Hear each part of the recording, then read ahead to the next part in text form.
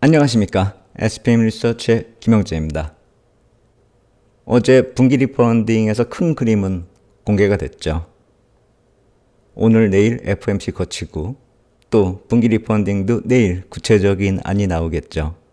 그래서 제가 일정상으로 말씀드릴 때 29일에 분기 리펀딩 얘기가 시작되고 이때는 전체적인 숫자가 나올 테고 구체적인 숫자는 이때 31일에 나올 것이고요. 그리고 FOMC 회의가 겹친다. 이렇게 말씀을 드렸죠. 이제 이 일정이 시작이 됐습니다. 그리고 이것은 전체 3개월 일정의 시작에 불과하다. 이렇게 생각이 됩니다. 여기서 딱 어떤 결론이 마무리되는 게 아니라 계속 맞물려서 이어져 가는 그런 스토리 전개가 생각이 됩니다. 특히나 분기 리펀딩 같은 경우는 중기적인 재료죠. 그리고 단기적인 흐름은 FOMC 회의에서 파월 의장의 프레스 컨퍼런스가 단기적으로 중요하다 이렇게 생각이 들어요. 과연 얼마만큼 공개할 것인지 제가 봤을 때는 분기 리펀딩이 호재성 재료를 가지고 있는 상태입니다. 기자들은 아마도 분기 리펀딩 자료를 보고 파월 의장한테 아주 구체적인 숫자를, 구체적인 일정을 말해달라고 계속 질문을 할 거다라고 생각이 들어요. 하지만 파월 의장 만만치 않죠. 뒤에서 그 얘기 추가적으로 말씀을 드리도록 하겠고요. 어제 분기 리펀딩 자료 공개된 거 보면서 말씀을 드리도록 하겠습니다. 보통 분기 리펀딩 얘기를 할 때 직전 분기 일정에 대해서 정리를 하고 그리고 지금 진행되는 분기에 대해서 이전 계획보다 달라진 점에 대해서 얘기를 하고 그리고 다음 분기에 대한 그런 얘기를 또 하게 되는 것이죠. 이번에 공개된 자료 보면은 직전 분기니까 4월부터 6월까지죠. 이 4월부터 6월까지 국채 발행이 계획보다 적게 증액 발행되었다. 그러니까 원래 계획은 2,430억 불 증액 발행이 예정이 되어 있었는데 2,340억 불 증액 발행하면서 계획 대비 90억 불이 감소됐다. 이 얘기고요.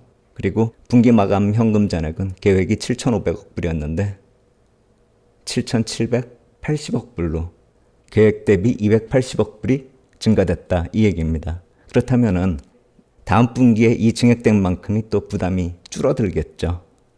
그래서 3분기 7월부터 9월에 국채 발행 계획이 지난 4월에 계획했던 것보다 적게 증액이 될 것이다. 이 얘기입니다. 원래는 8,470억 불이 증액될 예정이었는데 7,400억 불 증액만 하면 될 것 같다. 이 얘기입니다.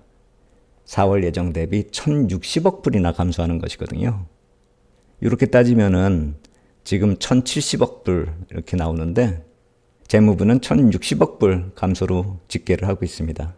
이게 약간 헷갈리게 하는데 계산상으로 반올림이 들어가 있다. 이렇게 보시면 될 것 같아요. 그리고 분기 마감 현금 잔액 계획이 8,500억 불로 유지된다. 여기까지만 보더라도 긍정적으로 볼 수가 있는 그런 흐름이고 그리고 이렇게 이번 분기 마감 현금이 8,500억 불로 똑같이 유지가 됐는데 다음 계획 때는 이것을 7,000억 불로 줄이겠다라고 또 공개를 했습니다. 그렇다면은 현금 잔액상으로만 놓고 봐도 여유가 생기죠. 1,500억 불 정도가 여유가 생기는 겁니다.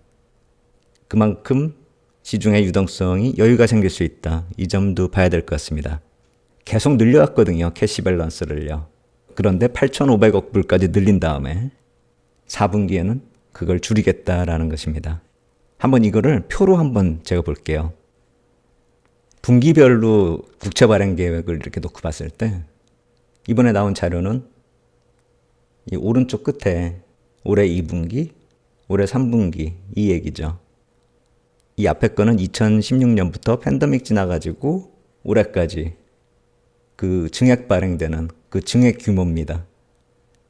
그래서 어제 그 자료 나오기 전까지는 2분기에 2,430억 불 증액되고 이번 분기에 8,470억 불이 증액되는 규모였는데 이 두 개가 키가 낮아집니다. 제가 이거를 그래프에 반영을 시켰습니다. 보시면은 키가 낮아질 거예요. 보시죠?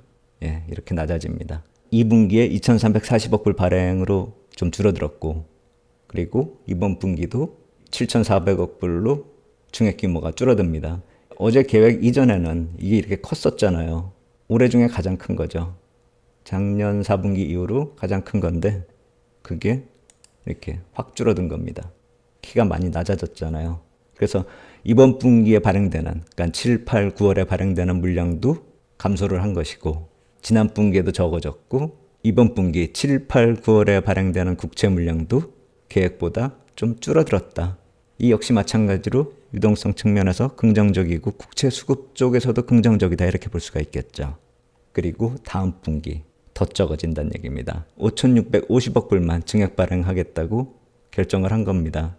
이게 10월부터 12월이죠. 가운데 선거가 있고요.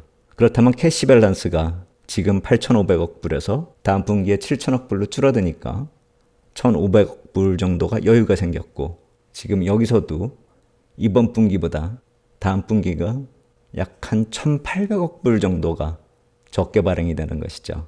그렇다면 전체적으로 유동성 측면에서 놓고 보면은 이번 분기보다 3,000억 불 정도가 여유가 생긴다라는 것이죠.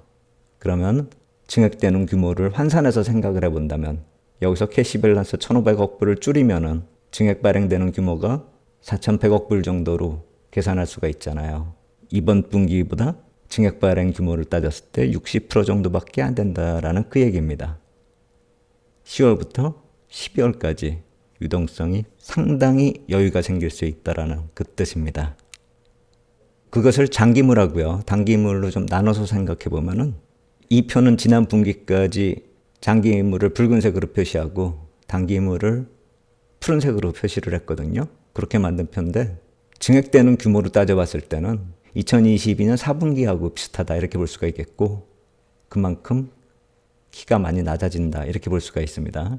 그리고 과연 장기물 쪽을 많이 늘릴 것인지 중기물 쪽을 늘릴 것인지 그것이 이번 분기 리펀딩에서 개인적으로 그게 가장 중요한 포인트다 이렇게 생각을 하고 있는데 더군다나 양까지 이렇게 확 줄어든 상황이기 때문에 더 관심이 가는 것이죠.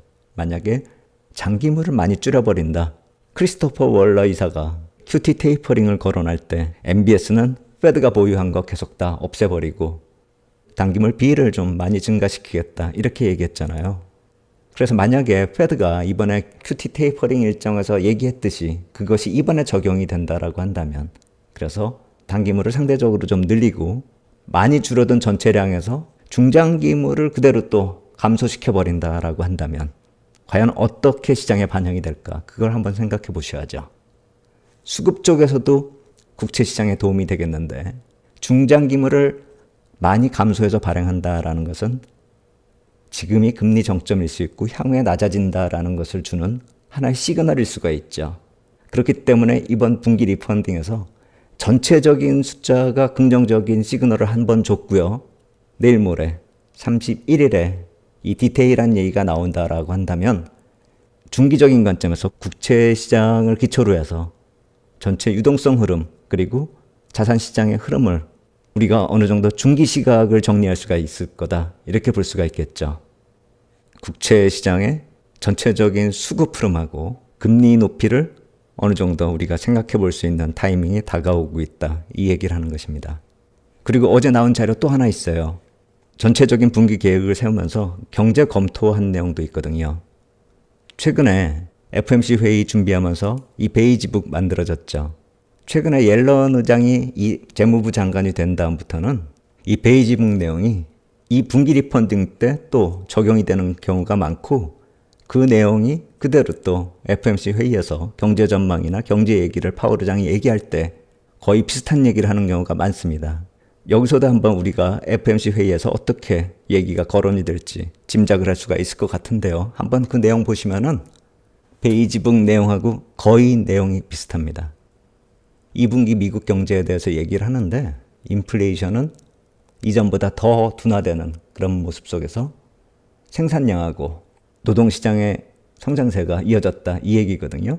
GDP 얘기하고 일자리 얘기하고 인플레이션에 대해서 얘기를 했는데 GDP 성장률 좋았다 이 얘기입니다. 한마디로. 그리고 일자리 증가는 작년에 비하면 약간 좀 둔화됐지만 그 우리가 알고 있잖아요. 노동지표 계속 둔화되고 있는 것이요. 그리고 그게 역사적으로 건전한 수준 정도. 실업률을 감안하면 낮은 수준이 유지되고 있다 이 얘기고요. 특히나 노동 참여율 25살에서 54세까지의 노동인구 비율이 20년 만에 가장 높은 수준으로 올라갔다 이 얘기를 하고 있어요. 노동 참여율이 점차 개선되고 있으니까 향후에도 노동시장은 안정될 것이다 이 얘기를 하는 것이죠.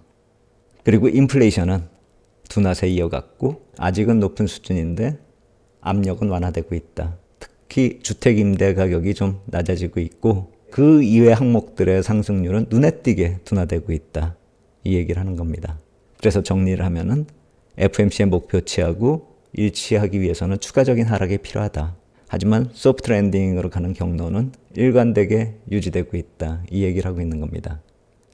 그렇다면 이러한 내용을 근거로 해서 FOMC 회의가 진행이 된다라고 한다면 7월 달에 어떤 금리 인하를 하기에는 한 템포 좀 빠르다 이렇게 생각이 되죠. 9월에 빅스텝이나 올해에 3번 정도의 금리 인하를 지금 생각하는 그런 경우는 약간 좀 한 템포 빠른 게 아닌가 이런 내용을 봤을 때는요. 그런 생각이 들어요. 한마디로 호재를 막 이렇게 늘어놓으면 금리를 빠르게 그리고 많이 인하할 수 있을까? 이거에 대해서도 생각을 해봐야 되죠. 그래서 그런지 몰라도 어제 금리를 봤을 때 미국 시장 오전에는 좀 긍정적으로 가다가 오후에는 다시 상승하는 그런 모습 보였죠.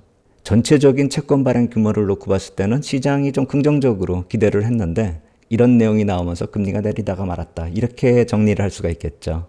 시장이 아주 민감하게 반응하고 있는 그런 상황이다. 이렇게 볼 수가 있는 것입니다. 그리고 결론 쪽을 보면은 약간 좀 정치적 코멘트가 아닌가 이런 점도 좀 생각을 해봐야 됩니다. 뭐라고 그랬냐면은 미국 경제는 노동시장이 건전하고 인플레이션이 지속적으로 완화되기 때문에 여전히 강세를 유지하고 있고 이러한 경제 흐름은 불과 몇 년 전만 해도 경제 분석이 이러한 점을 예측하지 못했다. 지속적으로 강한 수요가 있는데 인플레이션이 완화되는 그 조합이 가능할 것이다 생각을 못했다라는 것이죠. 사실 이게 말이 안 되죠. 수요가 많은데 인플레이션이 완화된다. 이게 말이 안 되는 것처럼 보이는데 상대적으로 인플레이션이 너무 높았기 때문에 내려간다라는 생각을 해본다면 어떻게 보면 불가능했었던 건 아닌데 자화자찬을 하고 있다 이렇게 볼 수가 있겠죠. 그래서 이런 조합이 가능한 이유에 대해서 이렇게 또 얘기를 합니다. 지난 3년 동안 바이든 대통령과 해리스 부통령의 행정부가 비용을 절감하고 경제적으로 잠재력을 높이는 경제가 위험해도 탄력적으로 대처할 수 있도록 상당한 투자를 단행했기 때문이다. 그래서 올해 상반기 미국 경제의 아웃퍼폼은 이러한 투자가 성과를 거두고 있다. 바이든 대통령과 해리스 부통령 덕분이다. 이 얘기를 한 겁니다. 중립적이다 라고 보려고 애를 써도 옐런 장관을 중심으로 한 이 재무부 쪽의 흐름은 역시 현재 정부 쪽에 행보를 같이 하고 있다. 이렇게 볼 수밖에 없겠죠.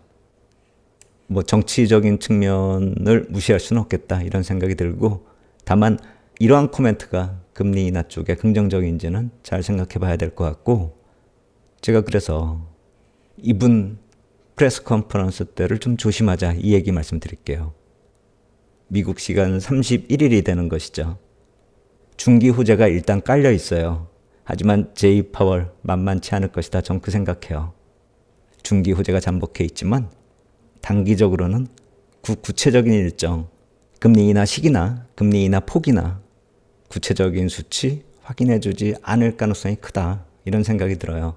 그래서 만약 시장이 이 프레스 컨퍼런스 이전까지 만약에 상승을 한 그런 경우라고 한다면은 프레스 컨퍼런스 종반까지 구체적인 일정이 안 나오는 그런 흐름 속에서 프레스 컨퍼런스 끝나면 시장이 급락할 수도 있다. 그런 생각이 들어요. 하지만 그건 단기적인 흐름이고 중기적인 흐름에 있어서는 31일에 분기 리펀딩의 구체적인 일정이 중기 흐름을 좌우한다라고 생각이 들어요. 하지만 그게 중기 흐름이기 때문에 단기적으로 시장에 미치는 영향은 그렇게 크지가 않을 것입니다. 오히려 단기 흐름은 이분 코멘트에 달려있다 이렇게 봐야 될 것이고요. 그래서 단기 흐름과 중기 흐름이 좀 반대로 나타날 가능성도 있다. 이렇게 보셔야 될 것 같아요. 오늘까지 공개된 자료는 이렇게 정리를 하겠고요. 31일에 FOMC 회의하고요. 분기 리펀딩 구체적인 수치 나오면은 그때 또 다시 말씀드리도록 하겠습니다. 오늘 여기까지 하도록 하겠습니다. 감사합니다.